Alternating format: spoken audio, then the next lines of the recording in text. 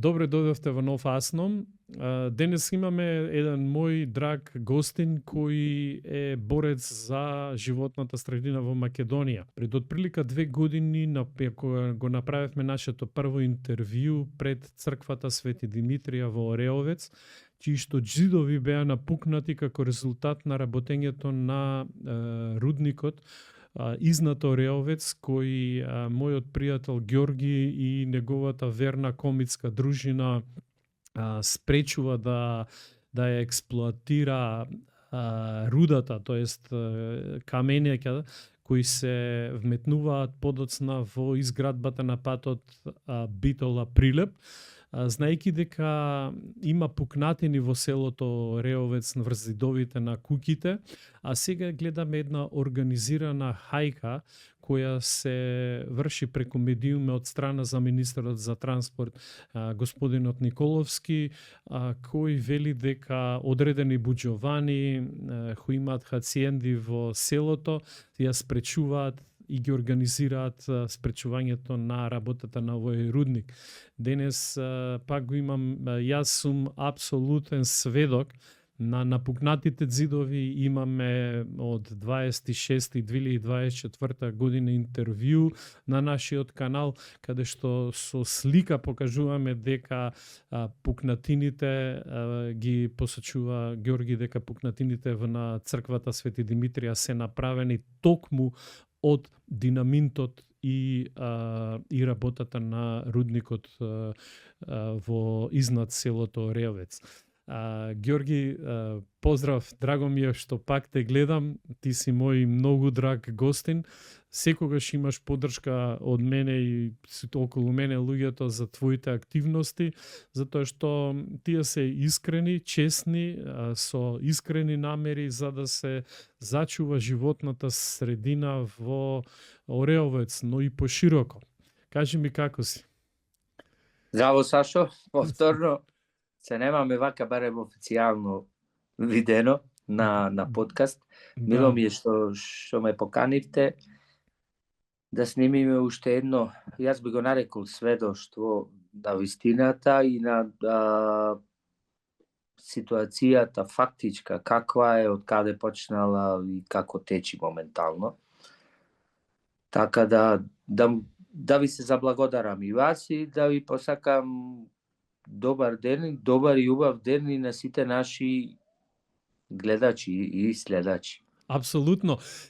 Значи, бројките кои и цифрите што се фрлаат како отровни стрели низ медиумите од страна на министерот за транспорт Николовски, 120-150 милиона евра дека владата ќе дава како резултат на кочењето на градбата, иако знаеме дека ти исто така збореше дека се нуди ефтин отпадок, ситни камења за 1 евро од тон или килограм, како и да е исправиме, што може да ја замени работата на рудникот изнад Ореовец. Значи, една хајка имаме против вас во овој момент. Јас сум сведок дека тоа не е така како што министерот Николовски го кажува. Кажи ми кои се твоите импресии кога го слушна Николовски како обвинува?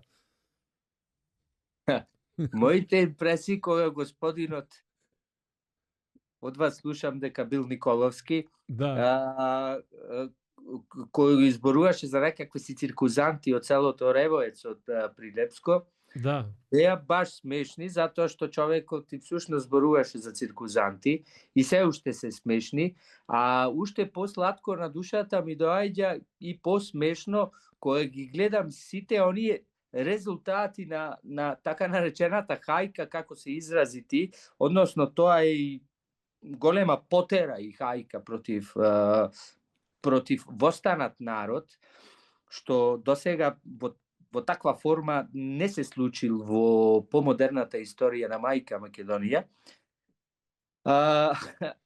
Значи, кога ги гледаме резултатите на ТВ Инка Алфа, кога гледаме колку плуканици во коментари одат и кога гледаме дека народот всушност последно време како ја знаете она македонската која ја рекле, ја кажале нашите стари, со лага ага повеќе не бидува, би му порачал на тој господинот, мислам дека беше заменик председател на влада на Република Северна, како што си ја нарекуваат тие самите. Гледајќи ја и прегледаноста на нивните смешни, циркузански, како се изразуваат тие видеа, баш дава едно пријатно чувство и така блага насмевка на лицето. Дефинитивно. Значи, знаем и јас и ти дека тоа се едни лаги кои се со цел да се изврши притисок кон вас, значи откажете од тоа, од вашите активности. Кажи ми каква е ситуацијата на терен. Дали одите на барикадите кај што се сретнавме, кај што бев и јас сведок, дали проваѓаат камиони, дали се им вршат ископини сега изнад Ореовец? Ситуацијата на терен е на нулта точка. Што значи тоа? Значи вака. Нашето 9-месечно искуство со секој дневни блокади од 7 наутро до 5 од учекта, на кој неколку пати си бил и ти присутен со твојата екипа, уште пред 2 години. Значи тие почнаа од почетокот негде средината на месец мај и траеа се до крајот на јануари следната година, односно 25-та. Почнаа во мај 24-та, а завршија крајот на јануари 25-та година. Значи видете, како и се на овој бел свет, така и ова се учело во од. Ние научивме дека после тоа, од кога додуша ние имавме блокада за напасникот Бехтел и Енка и јавно предпријатие за државни патишта, се викаше, кое било нив налогодавец. Имавме до крајот на јануар се до оној момент кога не си го собраа последното парче железо што беше расположено тука, и ти сам виде, тие имаат, се расположија така доста добро на самиот почеток, мислејќи дека криминалот ќе тече безпрекорно како се досега што течело во последниве 3,5 децении од нашата така не многу светла историја. И некаде крајот на јануари си го собраа и последното парче железо, од тука се иселија, можам да кажам, со увид дека имаат работа со сериозни луѓе. Ќе кажам дека не им помина апсолутно ништо за она што во главно пишуваат и на Спас за Прилеп и на другите портали кои излегуваат во коментари. Претежно нашиот народ ќе ви пратат од политички партии, ќе ве растурат, ќе ви пратат подплатени, ќе платат некој, пробаа со се. Апсолутно со се. И како едно подсетување на секој еден обичен македонец кој го гледа ова интервју, би кажал, или би поставил едно реторичко прашање.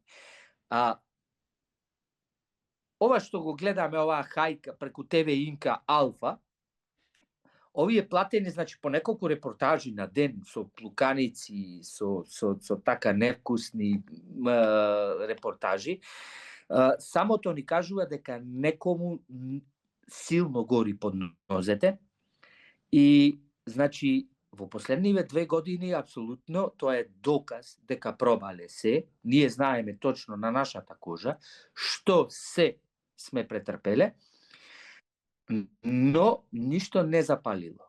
Упорноста и желбата, онаа обичната човечка желба за спас од оваа небитнина која не јади, не гризи повеќе од 3,5 децении, беше посилна од се. Значи, преживеавме тешки моменти, имаше до кавги, дури до доаѓање до физички пресметки на нашите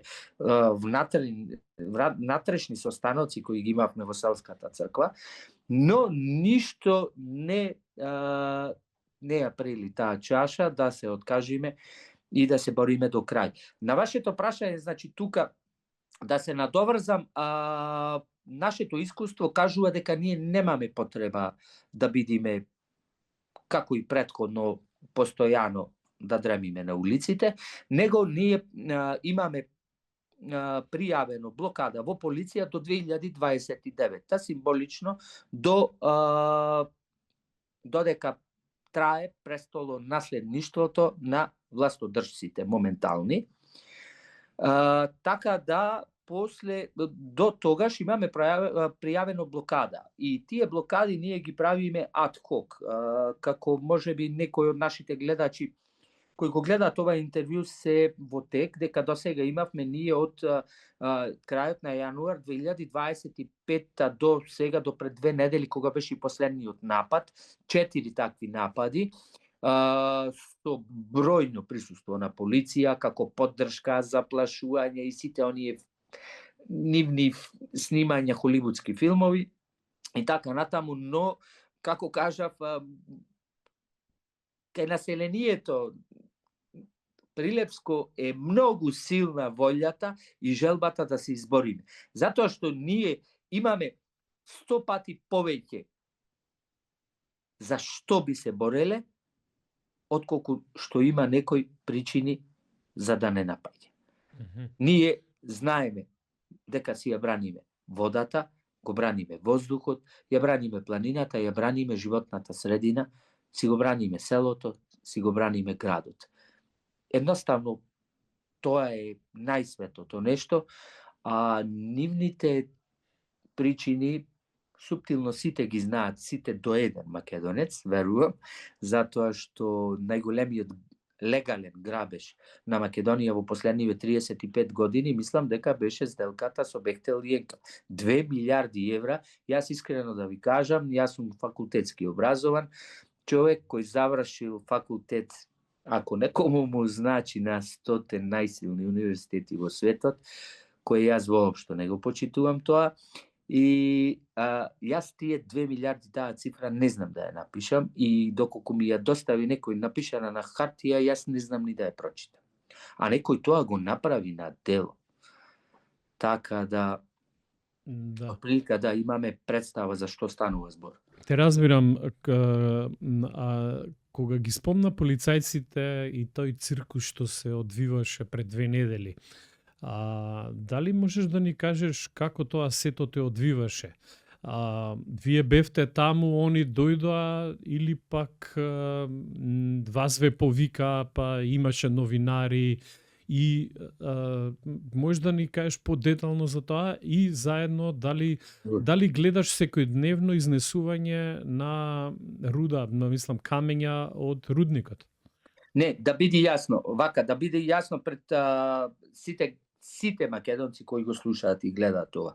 Значи, од почетокот на мај 24-та, кога патот за прв ден и прв пат беше блокиран од наша страна, немаат изнесено ниту еден камен. Значи, сите действија на терен беа запрени од почетокот на мај 24-та година, па значи 2 години нема никој изнесено 2 камења.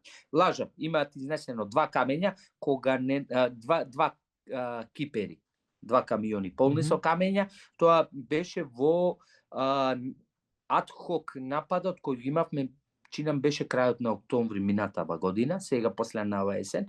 Како што кажав, ова што беше пред 3 недели или пред 4 веќе, тоа беше 4-ти напад со полиција.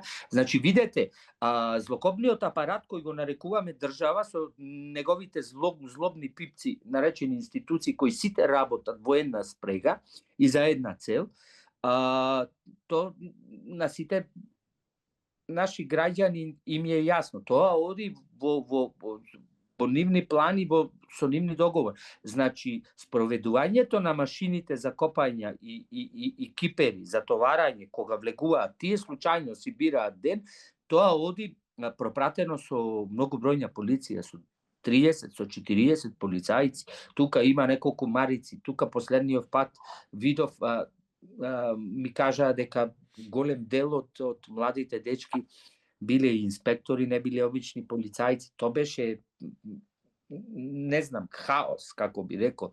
Значи, баш снимање филм. Од едната страна имаш мирно население кое си го брани дворот од напасник кој решил да им ги турне и кујките, не одиме подалеку, значи за вода, за воздух.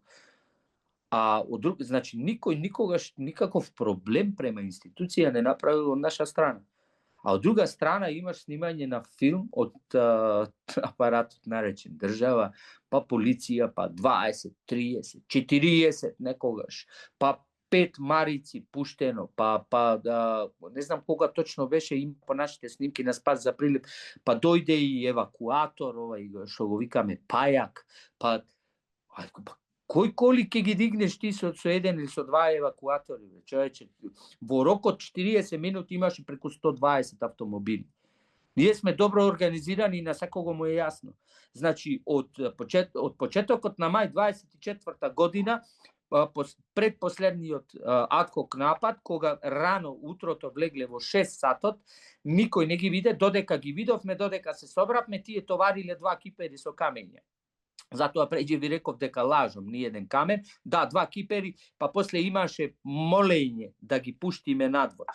И ни в последно време му е јасно. И нас ни е јасно. Ние многу не се брзаме. Тука има цело време промет, тука имаме поставено и камери, тука се следи апсолутно секој чекор. Еве ги последно време идат униформирани костумосани лица, со некакви джипови од некакви си институции, идат горе, следени се, гледаме, што ли планираат, како планираат, тоа е нивна работа, но едно знаеме и добро прилепчани се информирани дека ваков пакос, како што тргнаа да го прават, и сега последно со оваа хајка да го легализираат институционално, не само на ниво на јавно предпријатие за државни патишта, туку овде се вклучуваат и сите институции, односно како ги нарекувам сите пипци на апаратот, држава наречен. Прилепчани, едноставно сите македонци можат и да видат во коментарите на ТВ Инка Алфа, во репортажите во кои има сочни плуканици по нас. Да, тоа се виде. Значи, кога беше таа последнава хајка, тој циркус, они донесоа 2 кипера, донесоа милиција и донесоа медиуми, за да ве испровоцираат вас на било каква реакција, а потоа вас да ве нападнат. Така мене ми изгледа приказната. Не, медиуми немаше, медиуми бевме ние значи Спас за снимките... Прилеп. Кој одевме во живо.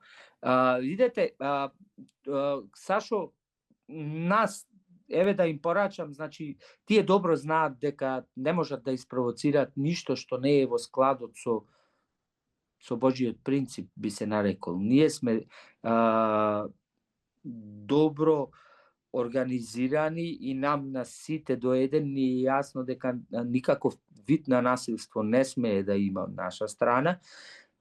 Тоа во последниве години, како ви го рекол, немаше апсолутно никаков успех, мада беше пробано со сите злокобни и такви алатки со кои се користи темнината.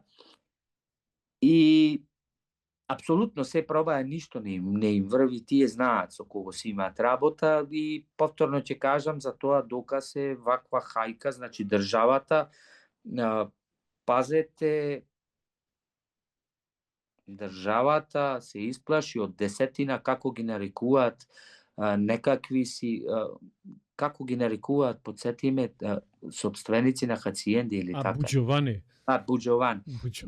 Значи, добро во Прилеп, добро луѓето се запознати. Видете, ние Прилеп е градче, како и сите градчиња во Македонија. Во Македонија ние немаме градови.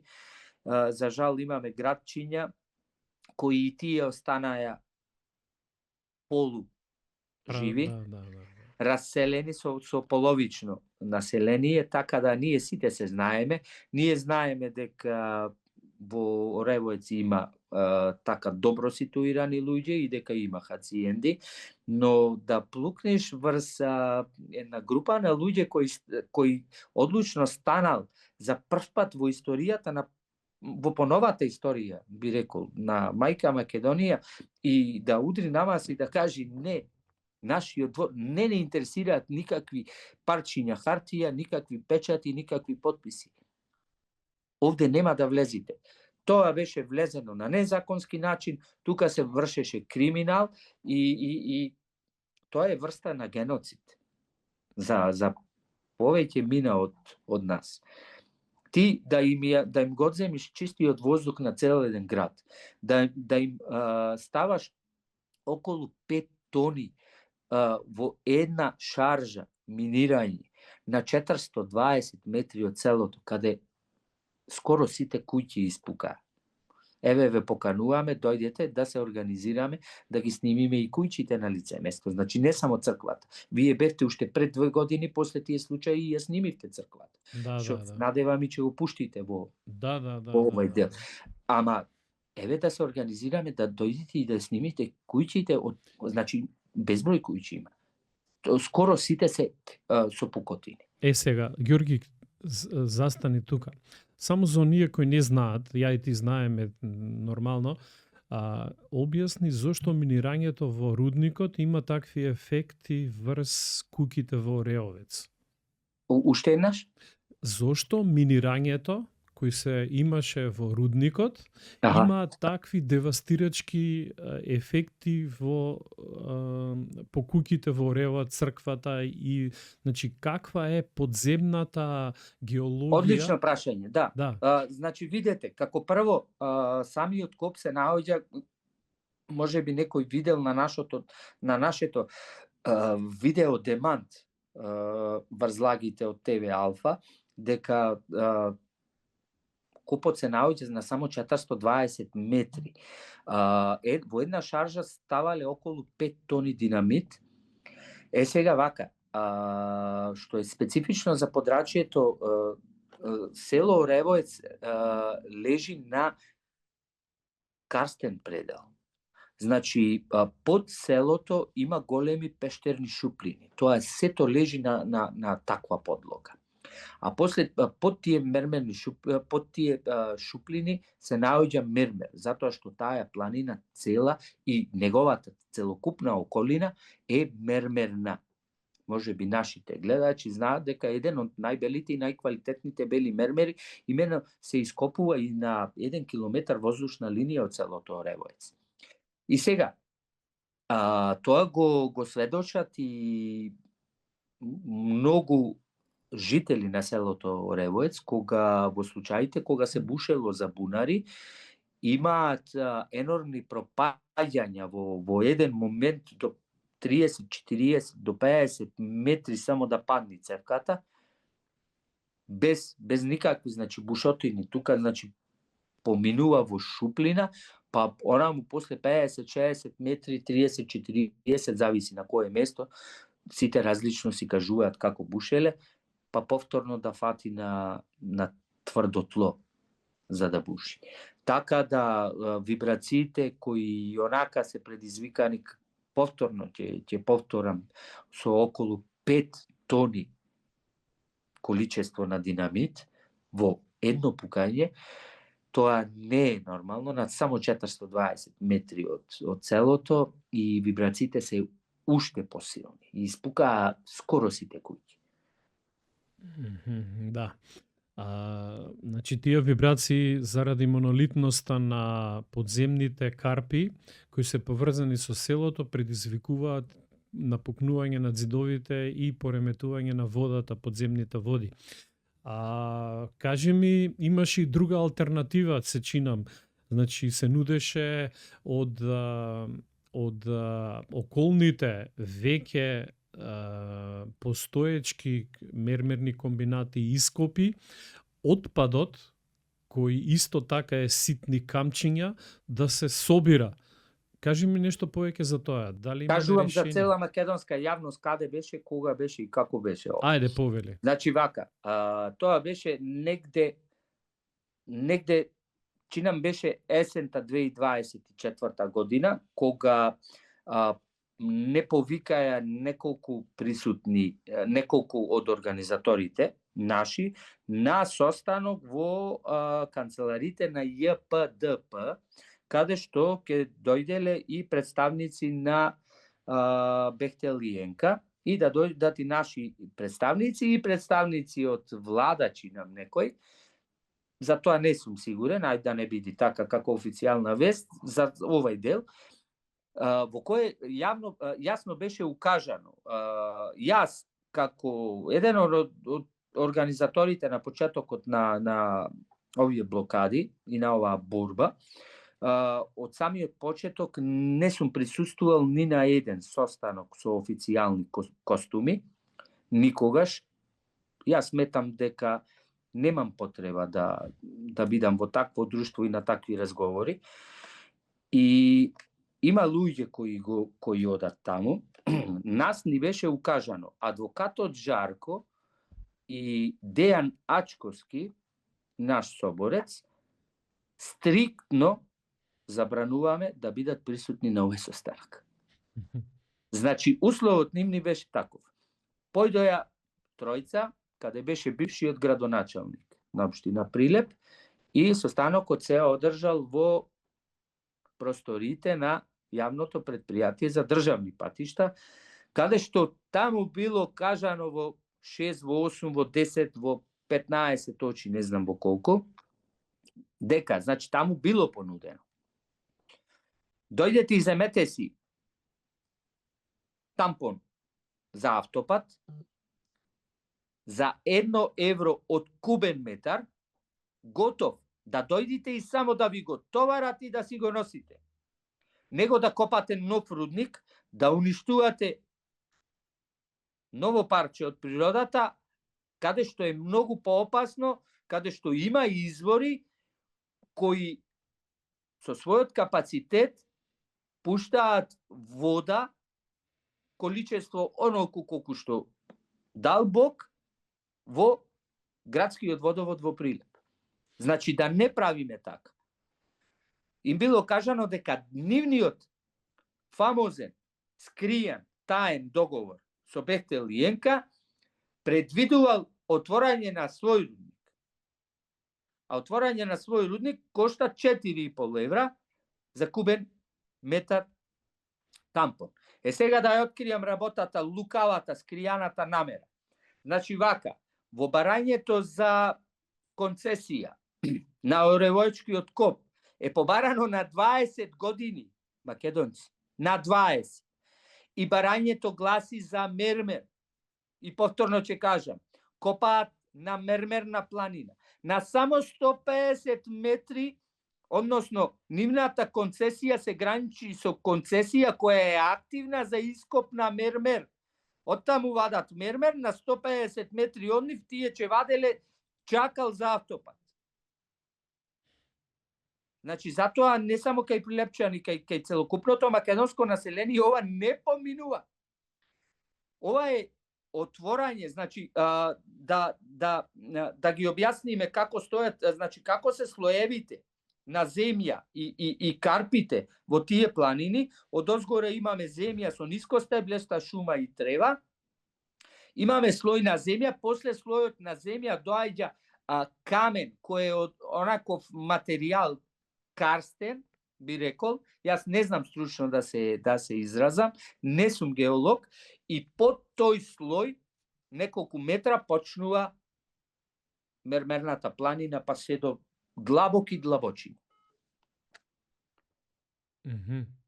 Сето длабоки длабочини, таму имаме мермер, како што имаме сегде во околината што е мермерна. Концесијата е за мермер, концесијата е за 20 години, автопатот треба да заврши за 4. И овие упорно, јас не знам, луѓето ми се едноставно смешни. Пробуваат да наговорат, но некако тешко им оди. Кај македонецот лагата веќе не се фаќа. Да. Да, одлично ова што го прикажуваш јасно, чисто и тука се буквално на страната на вистината, затоа и имаме соработка. Ние само можеме да победиме со вистината, затоа што све до се мислам многу работи на македонците се толку излажани да сега и на матеница дуваат. А вистината е една вистинска антидота и мелена рана на селова лага што се промовира. Гледам дека хајкава е доста медиумски распространета и доста од медиумите ги објавуваат тие невистини. И за жал не гледам доволно од другата страна, тоест пристап до другата страна и меѓутоа знам од друга страна по коментарите луѓето не можат тие што ги знаат да се излажат. И сега дали ти беа наведени причините зошто официјално ти добро ја објасни приказната околу ископот и концесијата која е на 20 години, ќе се земе прво тампонот, а подоцна да се мермерот да се искористува и да се направи уште еден рудник. Меѓутоа, дали има официјална од другата страна ЈПДПК нивно гледиште зошто тампонот од кој е отпад на другите рудници не се откупува за 1 евро на кубен метар? Предпоставувам затоа што во тоа 1 евро на кубен метар и само така едноставно купување нема алаш, вериш, за некого. Како што вели нашиот народ. Да, чисто за гледачите, значи баш овој до мермерниот комбинат, тука имаме буквално пола планина што е свлечена и е обложена со еден тампон кој може да се земе. Значи таков материјал имаме во изобилие и многу добро ќе дојде во изградба на патот, барем ја кога бев таму, кога ми ги покажуваше ситуацијата. И имаме доста концесии дадено, каде што стварно може да се отпадот од тие концесии и рудници да се земе и да се употреби ефективно. Меѓутоа тоа не се прави. Вие сте ставени на браникот на заштита на животната средина, заштита на ореовец и заштита на водата и воздухот и буквално сите критики идат кон вас. Кажи ми, кои се вашите планови во иднина? Кажи ми твојата детерминираност, твојата упорност, дали ќе продолжите како до сега? Затоа што нападите ја очекувам само да се зголемат, како што иде временскиот рок на ставање на тампонот.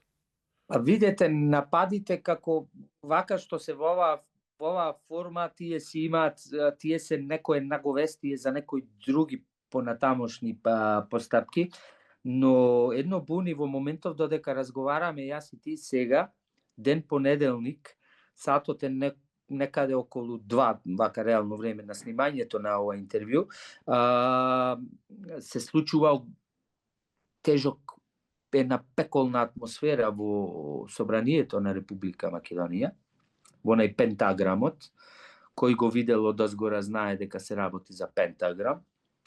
Сега вака, таму се кршат копијата на божественото, на правдината и светлината од една страна, која е во многу мал дел од присутните таму присутна, во нивните души и во нивните срца, во тоа сум убеден. И од другата страна, алчноста, желбата за уште, и повеќе и повеќе. И похлепа, како би рекле србите, и ненаситност од другата страна, така да со еден збор би кажал тоа оди голема битка, значи таму се случуваат и видни и невидни инструменти за очите на народот, моментално и притисоци, и уцени, и закани, и подкупи, и се што.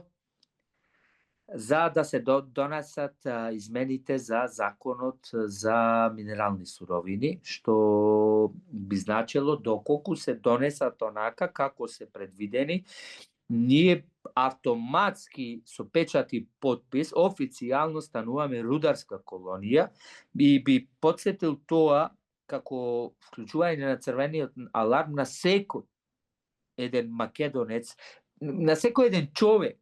Македонци се, фала Богу, сите што живеат во Македонија, јас така ги нарекувам, без разлика на нивното национална припадност, ние сите сме тука своји, затоа што сите делиме еден воздух, една почва, една вода и една судбина и една врхушка, ако можеме да ја наречиме, одлучува за сите нас и сите сме во исто тенџере се вариме.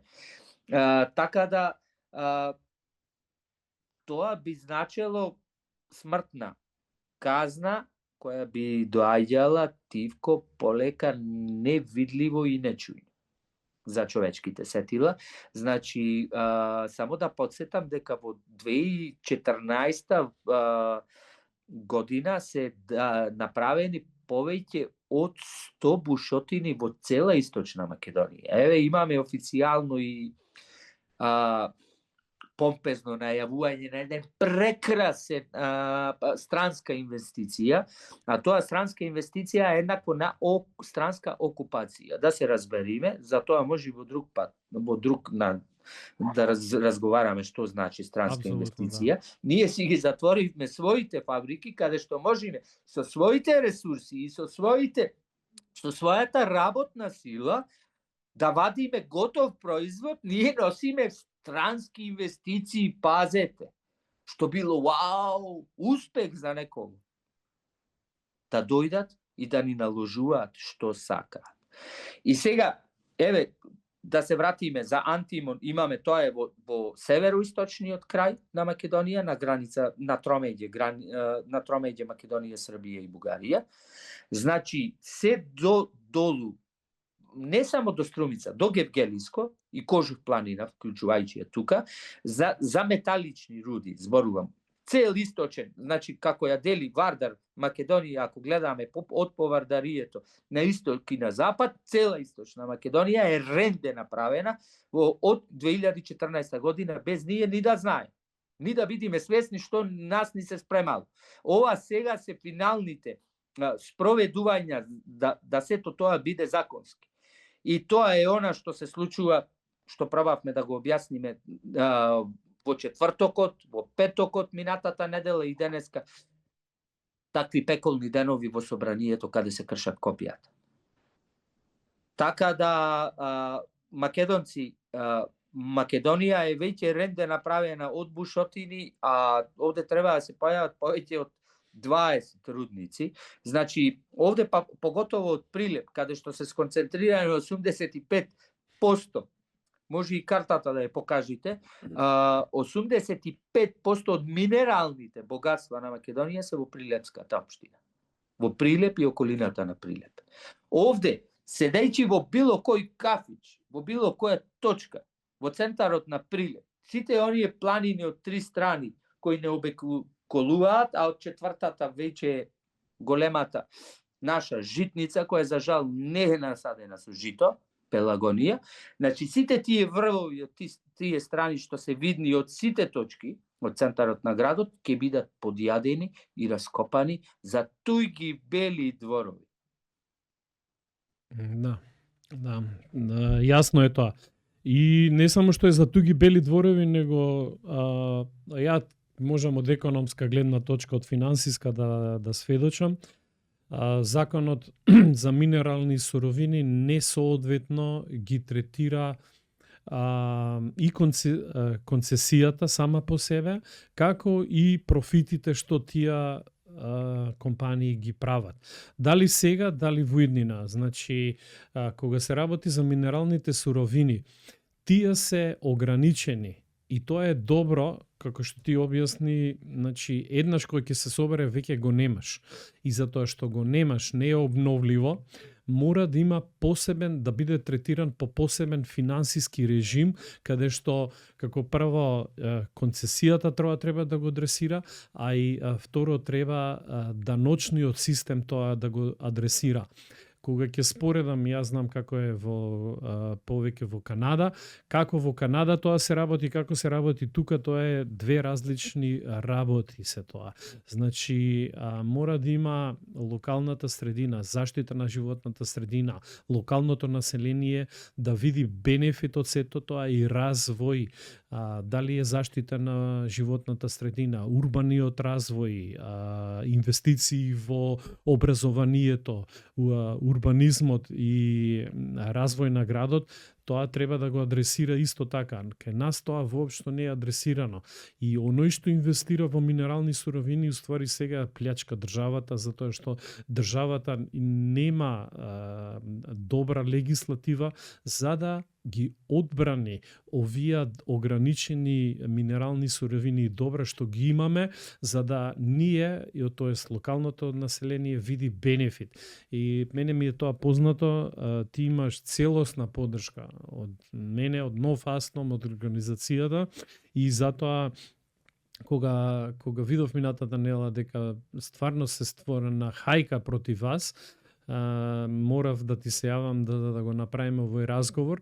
Јас сакам да ти пожелам добро здравје, добар ум и да вака да наоѓаш сила, не само ти, момците околу тебе, ги знам доста луѓето околу тебе, сме збореле, сме били у Прилеп, сме биле на барикадите и после тоа доста имаме разговори следено, ги знам.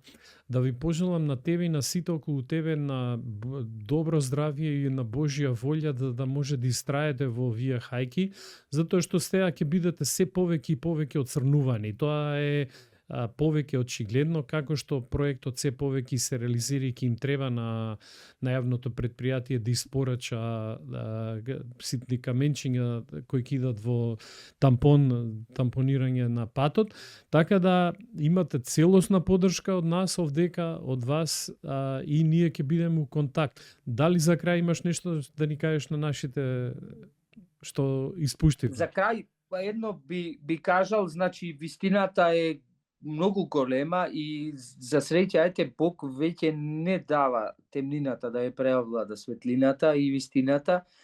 Како гледам и на терен, веќе лагите не фаќаат кај македонците. Сега вака, за крај би кажал дека Бехтел Јенка гради секој обичен граѓанин на Македонија знае дека дошла за градба на автопат. Градбата на автопат, македонци, и доаѓањето на Бехтел Јенка е само параван. Градба на автопат. Да, градиме автопат. И всушност да, дојдете на терен, тие градат автопат. Но тие дошле да крадат, односно за рударски грабеж. Прво ќе кажам, значи, гледајте, 23-та година, крај на октомври, една година до околчување на првиот метар од фамозниот автопат Прилеп-Битола. Значи, пред да почне една година, влегоја на локалитетот Каракамен, односно Црн камен, кој е единствен локалитет од геолошко значење во светот. Што е тоа? Тоа значи што на територија од 4 квадратни километри, каде што се простира локалитетот Црн камен или Каракамен, се наоѓаат повеќе од 50 разни видови на минерали и на кристали. Локалното население, кој го памти Каракамен, кога бил и некои 30-40 метра над нивото на земјата пред бившата држава да го минира, исто и за да го ограбат, кажуваат дека таму се среќавале кристали со големина на човек. Пазете. При тоа, плюс, таму е најден единствено во светот кристалот македонит. Тој е црн по боја, а е крстен македонит по името на нашата Македонија, затоа што е најден прв пат овде и е моментално само овде го има. пред една година пред започнување на секакви градежни действија од страна на Бехтел и Енка, зошто го нападнаа баш Каракамен? Моето прашање реторичко до сите македонци, да знаат кој кого го обвинува зашто и зошто го копаа нојке го прекопуваа. Да не биде јасно. Сега отвораат рудник понивно за тампон, а по документи и по наше, и по вистината, и по факти, рудник за мермер, во мермерна планина, ќе копале тампон. И се доближуваат до изворите за вода. Сите знаеме докаде оди борбата за вода на светско ниво. Уште едно ќе кажам, во 2002 година Македонија, чи нам беше во Боливија, истата Бехтел има напад на извори за вода, каде што едно утро пробедувајќи се местното население ги чекува своите извори за питка вода во својата планина со 3 бедеми ограда со вооружена стража од страна на Бехтел. Истата таа Бехтел која се расправа овде со нас во Прилеп. Знаеме кој се Бехтел. Знаеме и зошто се дојдени. Ништо, никакви лаги не фаќаат веќе. Македонецот веќе ги опули своите очи. Толку имам да кажам вака за крај. Благодарам многу. Имаш целосна поддршка од мене, од нас овдека. Ќе бидеме у контакт. Како што се одвиваат работите, ние ќе бидеме у комуникација, така да ќе имаме идни разговори. Јас да ти пожелам добро здравје, среќа во и издржливост и вака моралот да ви биде, се надевам, висок и понатака. Благодарам, Сашо, и благодарам на сите, на целокупната македонска публика која не следи, и последната порака би била дека е време само за обединување и за заедништво и да ја напуштиме она, по мое, однадвор наметната матрица, дека не бидува, дека слаби сме, дека ние ништо не сме решавале и дека со ова и со онај не сакам. Време е да го заборавиме ваши и наши. Ние сме една рака народ, ние сме сите своји. Доколку не се обединиме, а со тоа го израдуваме Бога, Македонија нема да е биде. Тоа е мојата порака. Амин. Благодарам уште еднаш, Георги, ќе бидеме у контакт. Благодарам што не следете во овој одличен разговор со Георги од Спас за Прилеп. Им пожелувам се најдобро на дечките од Спас за Прилеп. До следното јавување ви пожелувам вас се најдобро.